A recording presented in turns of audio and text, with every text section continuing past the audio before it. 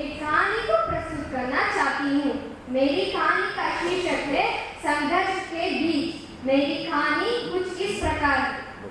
किसी गांव में एक धर्मपरायण किसान रहता था। उसकी फसल अक्सर खराब हो जाया करती थी। कभी बाढ़ आ जाए तो कभी सूखा पड़ जाए, कभी सूरज की तेज तपिश फसल को झुलसा दे तो कभी ओले गिरने की वजह से फसल खराब हो जाए।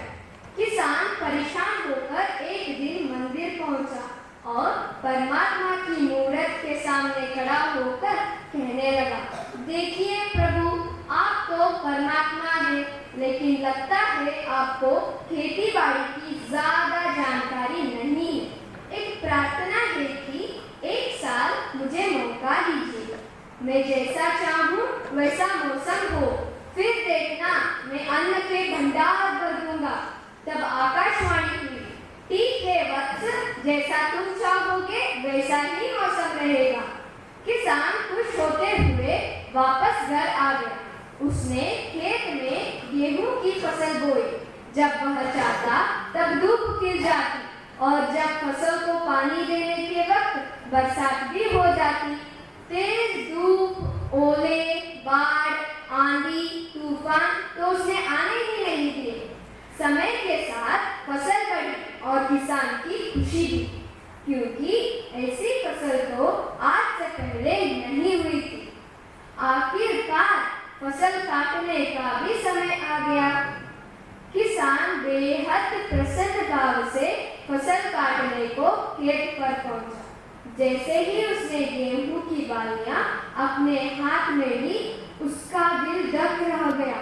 गेहूं की एक भी बाली में बीज नहीं था, सारी बालियां अंदर से खाली थी। किसान दुखी होकर परमात्मा से कहने लगा, प्रभु यह क्या हुआ?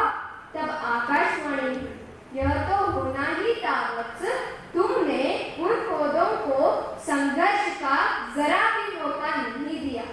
ना तेज धूप में तपने दिया, ना आंधी ओले से जूझने दिया।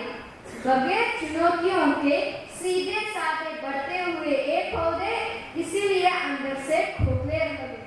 जब आंधी आती है, तेज बारिश होती है, ओले गिरते हैं, तब पौधा इन सब से जूझते हुए अपना अस्तित्व बचाने का संघर्ष करता है। यही संघर्ष उसे शक्ति देता है, उसकी जीवटता को बांधता है। यह सुनकर किसान को अपनी गलती का एहसास हो गया। इस कहानी से हमें ये शिक्षा मिलती है कि हमारे चरित्र का निर्माण संघर्ष से ही होता है। मेरी कहानी को ध्यानपूर्वक सुनने के लिए बहुत बहुत धन्यवाद। जय हिंद, जय हिंदी, अजीत है, अभी है।